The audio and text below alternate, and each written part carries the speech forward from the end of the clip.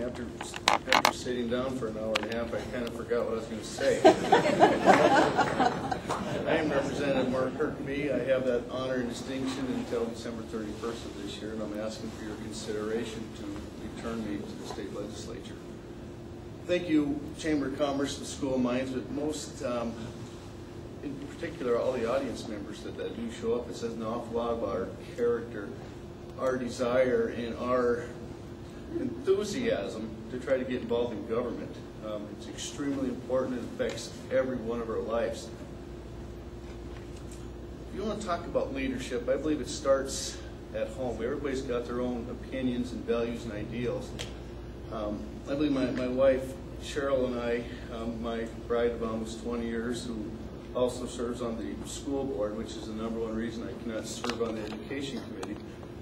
There was humor in there. I don't want to talk against it. It does start at home. We both went back to college, raising 4 children, try to instill those values to our children.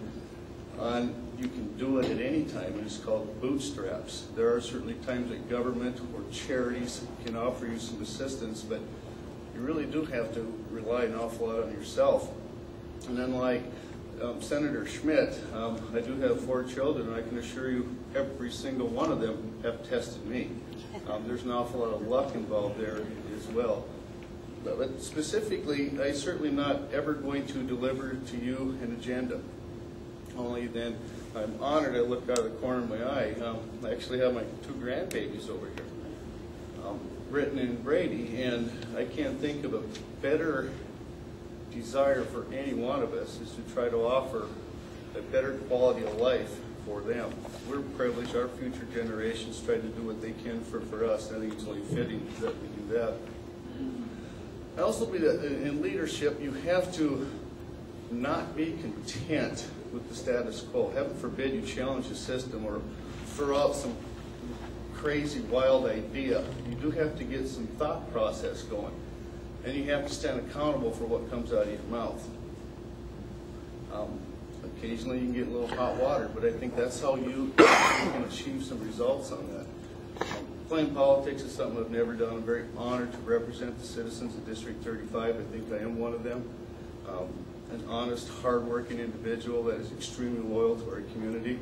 And in wrapping up, I just can't tell you one thing I will certainly miss next year, if I'm fortunate to return, is to serve with my dear friend, Senator Mac McCracken. Mac, thanks for all you've done. It's been an honor to work with you.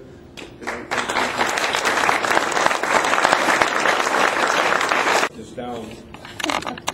My son-in-law is 6'4", and when he began to date my daughter, he said he thought he came to the land of the little people.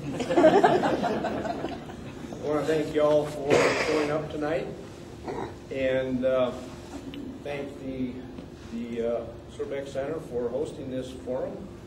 And I'd like to start out by telling you a little bit of my background. I have lived in Rapid City for 40 years, and actually 43 years, raised my family here, and we've had a good life here in Rapid City. It's a good place to live. South Dakota's a good place. And I worked for about 30 years with the South Dakota Division of Forestry. I've had quite a bit of training and education in leadership since I was an incident commander on 2 different interagency fire teams.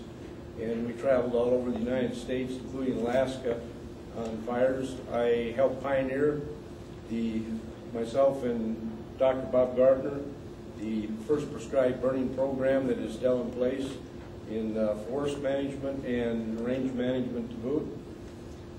I've had a lot of training in atmospheric science and different agricultural aspects.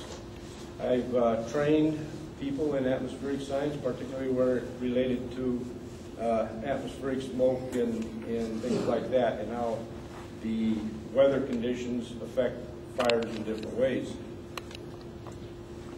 I've said all that to say that my background has been basically in agriculture and environment, in the environmental science area. And one of my primary interests in going to Pierre, if I am so fortunate as to be elected by the constituents of our district, is to work in the field of energy. And I think energy is the lifeblood of our nation. It's the lifeblood of our state. And without it, we will go bankrupt in a big hurry. So I think energy development is important, but I don't believe we should develop energy at the cost of the environment. We need to develop good, clean energy sources, and nuclear power is a good, clean source. Technology has allowed us now to utilize coal to a degree of cleanliness where it doesn't harm the environment as much as it did just a few years ago. So these are areas that I am interested in working in. I like to agree with my friend Craig Tazen when he said that he would like to work more closely with the other side. And unlike you people are, I'm sure you're sick and tired of partisan politics.